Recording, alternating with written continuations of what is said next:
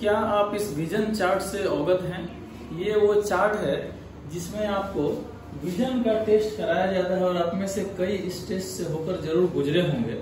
आप देखेंगे कि ये जो दूरी है यहाँ से मिरर से, आमतौर पे आपका चेयर से जो चार्ट की दूरी है ये 20 फीट या 6 मीटर होता है। और अगर ये रूम छोटा हो तो कई बार हम लोग ऐसा एक मिरर लगा देते हैं और वो डिस्टेंस डबल हो जाता है। तो आप देखेंगे कि सबसे ऊपर यहाँ कुछ लिखा हुआ है। अगर आप ये पढ़ते हैं तो आपका विजन कितना होता है, बगल में आप देख सकते हैं कि 6/60 होता है। तो इस तरीके से इसका जो सबसे निचला लाइन पे आप जाएंगे, अगर आप सबसे नीचे वाली लाइन पढ़ पाते हैं तो बगल में लिखा हुआ है 6/6। 6/6 का मतलब होता है कि जो 6 मीटर से एक नॉर्मल पर्सन पढ़ पाता है, आप भी उतने ही दूरी से पढ़ने में सक्षम है, यानी 6/6 या 20/20 आपका नॉर्मल विजन हो जाता है। अब सवाल ये है कि ये तो हो गया कि जब आप लिखने पढ़ने में सक्षम हो गए, लेकिन स्कूली बच्चे या सबसे ज्यादा चैलेंज होता है प्री स्कूल बच्चों में, प्री स्कूल किड्स में, क्योंकि उन्हें जो है लेटर का ज्ञान नहीं है, वो समझ नहीं पाते हैं।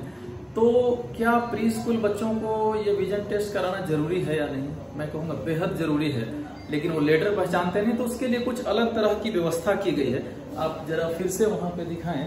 और मैं चाहूंगा कि देखिए कि प्री स्कूल किड्स के लिए कैसी व्यवस्था है। तो सामान्यतः ये पीडियाट्रिक लिखा हुआ आप देख सकते हैं, सिमिलर ये आपको फोटो पहचानना है, बगल में आपके लेटर्स दिए हुए हैं, तो इससे विजन टेस्ट हो जाता है।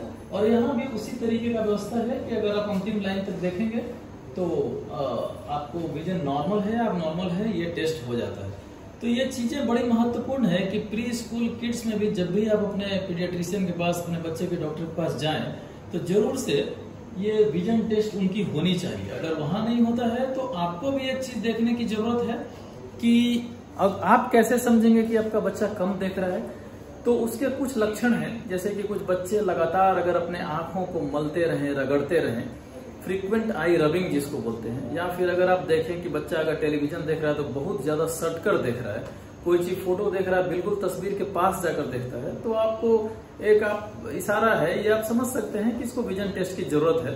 और फिर आप जब ऑप्थेल्मोलॉजिस्ट के पास ले जाते हैं तब जाकर ये बताया जाता है कि ये क्या बात है। अब मैं चाहूंगा कि एक और भी, ये जो टेस्ट, जो लोग बिल्कुल पढ़े लिखे नहीं हैं, जो ABCD वगैरह नहीं बता सकते हैं, उनके लिए क्या है, तो उनके लिए ये एक C या E आप देख सकते हैं कि सामने है, और इसका माउथ किधर से खुला है तो इसके आधार पे होता है, अलग अलग लेयर्स में अलग अलग जगह पे खुलता है, तो आप वहां से भी आप देखेंगे कि अलग अलग चेंज हो रहा है। तो इस तरीके से ये विजन चार्ट जो है बड़ा ही महत्वपूर्ण हो जाता है। और इस तरीके का चार्ट आप देख सकते हैं कि एक बार मैं फिर जरा रिक्वेस्ट करूंगा कि जरा उस चार्ट पे ले जाएं।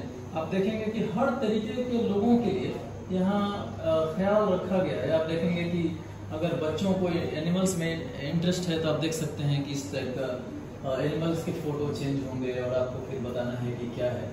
तो सारा ही चीज यहाँ पे है। और इसमें मैं समझता हूँ कि या प्री स्कूल चाइल्ड हो, या स्कूल गोइंग किड्स हो, या एडल्ट्स हो, या डायबिटिक वाले मरीज हो, सबको ये विजन टेस्ट जरूर कराना चाहिए।